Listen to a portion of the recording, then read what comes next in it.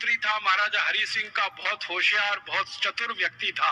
उसने कहा कि इस समय बहस करने का समय नहीं है, बाद में हम तय कर लेंगे, लेकिन ये पाकिस्तानियों से तो हमें बचाना है अपने राज्य को।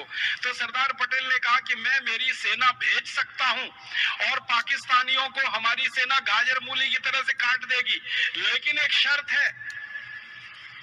तो शर्त क्या है? शर्त यह है कि आप बिना किसी शर्त के भारत में मिलने का फैसला करो और ऐलान करो कि भारत में आपका पूरा राज्य का विलय होगा।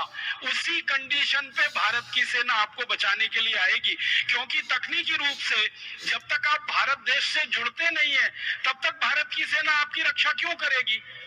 क्योंकि भारत की सेना तो भारत की सीमाओं की रक्षा करने के लिए है, और जम्मू कश्मीर चूंकि भारत का अंग नहीं बन पा रहा है और आपने ऐलान कर दिया है कि इसको स्वतंत्र देश बनाना है, तो हम आपकी रक्षा तो नहीं कर पाएंगे।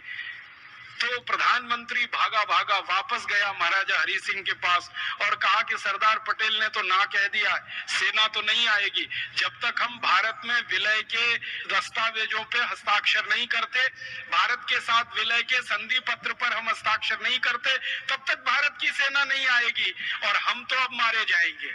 और उस समय पाकिस्तानी सेना श्रीनगर के बिल्कुल नजदीक में थी, हमला करते हुए वो आगे बढ़ रहे थे। कबायली लोग पाकिस्तानी सेना में भरपूर मदद कर रहे थे। तो महाराजा हरि सिंह ने फिर दस्तावेज पर हस्ताक्षर किए, भारत में जम्मू कश्मीर का विलय हुआ और जम्मू कश्मीर भारत का अभिन्न अंग बना। और सरदार पटेल के सामने जब ये दस्तावेज प्रस्तुत हो गए कि महाराजा हरि सिंह ने स्वीकार कर लिया है, तो फिर सरदार पटेल ने आदेश किया कि अब भारत की सेना जम्मू कश्मीर कूच करेगी। तो भारत की वायु सेना ने और थल सेना ने रातों रात 24 घंटे में जम्मू कश्मीर में जो ऑपरेशन चलाया वो दुनिया का सबसे अद्भुत ऑपरेशन था।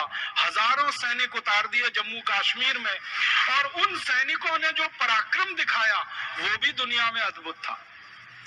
आप कल्पना कर सकते हैं, श्रीनगर तक पाकिस्तान की सेना पहुंच चुकी हो, आप सोचो कहां तक आ गई सेना, वहां तक पाकिस्तान की सेना पहुंच चुकी हो, तब भारत की सेना ने एंट्री की थी, प्रवेश किया था, और प्रवेश करते करते गाजर मूली की तरह से पाकिस्तानियों को काट दिया था। और पाकिस्तानी फिर उल्टे पैर भागे वहां से, और भागते भागते भारत की सेना ने जब उनका पीछा किया तो पाकिस्तानी सीमा तक भारत की सेना पहुंच गई, और पाकिस्तानी सीमा का एक बड़ा हिस्सा भारत की सेना के कब्जे में आ गया। और भारत की सेना के कब्जे में आ गया तब भारत के सैनिक इतने उत्साह से भरे हुए थे, इतने जोश से भरे हुए थे कि भारत के प्रधानमंत्री को वो बार बार कह रहे थे कि आप कुछ करना मत, बस थोड़ी मोहलत और दे दो, लाहौर और कराची अब हमारे हाथ में आने वाला है, ये ज्यादा दूर नहीं है। लेकिन उसी समय फिर हमसे एक भूल हो गई, और उस भूल की चर्चा मुझे करनी है। वो भूल क्या हो गई? भारत के प्रधानमंत्री ने भारत के गृह मंत्री को बिना पूछे अपनी तरफ से युद्ध विराम की घोषणा कर दी। युद्ध विराम का नियम है कि जब युद्ध विराम की घोषणा की जाती है तो कैबिनेट की मीटिंग बुलानी पड़ती है और उस मीटिंग में बात रखनी पड़ती है, और पूरी कैबिनेट उस पर सही माने और मंत्रिमंडल का सबका हाँ हो जाए, तब प्रधानमंत्री उसकी घोषणा कर सकता है। लेकिन प्रधानमंत्री महोदय ने ना तो कैबिनेट की मीटिंग बुलाई, ना उनकी सहमति ली, उन्होंने अपने मन से घोषणा कर दी। और वो घोषणा भी उन्होंने ऐसे नहीं कि लोगों के सामने, रेडियो पे जाके कर दी। दिल्ली का ऑल इंडिया रेडियो स्टेशन है, वहां गए और जाकर घोषणा कर दी और अपनी तरफ से दुनिया भर को यह कह दिया कि हम संयुक्त राष्ट्र संघ की मध्यस्थता में इस जम्मू कश्मीर के मामले को हल करेंगे। माने संयुक्त राष्ट्र महासंघ आए और हमारे और पाकिस्तान के बीच में चौधरी बनकर बैठे और इसका फैसला वो ये करे कि जम्मू कश्मीर भारत में रहेगा कि पाकिस्तान में रहेगा। जब पहले से ही जम्मू कश्मीर के महाराजा ने ये बोल दिया था, हस्ताक्षर कर दिए थे, दस्तावेज उसके मौजूद हैं कि वो तो भारत में विलय कर चुके हैं, तो भारत के प्रधानमंत्री को ये कहने का कोई बात नहीं बनती कि भारत के और पाकिस्तान के बीच में जम्मू कश्मीर को हम एक डिस्प्यूटेड एरिया मानते हैं, विवादित क्षेत्र मानते हैं, और इसका फैसला संयुक्त राष्ट्र महासंघ में होगा। बस वहीं से ये एक छोटा सा बयान हमारे गले की फांस बन गया और हड्डी बन गया। अब पाकिस्तान बार बार इसी को कहता रहता है कि भारत ने तो बोला है जम्मू कश्मीर डिस्प्यूटेड एरिया है, विवादित क्षेत्र है, और भारत ने तो बोला है कि इसका फैसला संयुक्त राष्ट्र महासभा के द्वारा होगा। तो संयुक्त राष्ट्र महासभा के लोग आए, जम्मू कश्मीर में रहें, भारत की सेना वहां से हटाई जाए, पाकिस्तान की सेना भी वहां ना रहे, और जम्मू कश्मीर में एक जनमत संग्रह कराया जाए, और वो जनमत संग्रह के आधार पर जो तय हो उससे तय किया जाए कि जम्मू कश्मीर भारत में रहेगा कि पाकिस्तान में रहेगा। अब तकनीकी बात जो मैं कह रहा हूं कि वो पहले विलय हो चुका था जम्मू कश्मीर का, तो ये प्रश्न ही नहीं उठना चाहिए था, लेकिन वो एक बड़ी भूल हो गई, और उसी भूल ने जम्मू कश्मीर को विवादित क्षेत्र अंतरराष्ट्रीय दुनिया में बना रखा है। भले हमारे लिए जम्मू कश्मीर भारत का अंग है, लेकिन संयुक्त राष्ट्र महासभा के लिए जम्मू कश्मीर एक विवादित क्षेत्र है, और विवादित क्षेत्र में चौधरियों को घुसने का, दखल करने का अधिकार है। तो जम्मू कश्मीर के मामले में संयुक्त राष्ट्र को भी दखल करने का अधिकार है, और वहीं से ये सारा मामला खिचड़ी बन गया, खटाई में पड़ गया।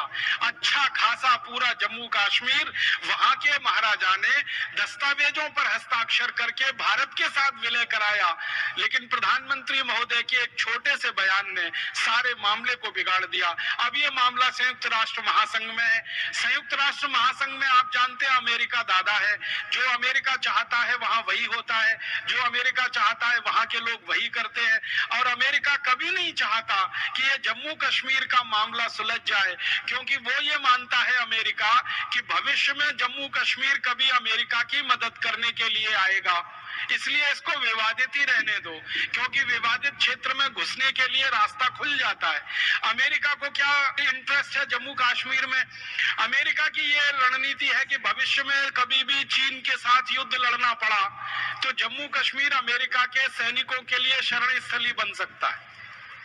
भविष्य में चीन के खिलाफ अमेरिका को हवाई हमला करना पड़ा तो अमेरिका से हवाई जहाज आकर चीन पर हमला तो नहीं कर सकते, क्योंकि इतना पेट्रोल उनमें नहीं चल पाएगा कि अमेरिका से उड़ान भरें और चीन पे आकर हमला करें।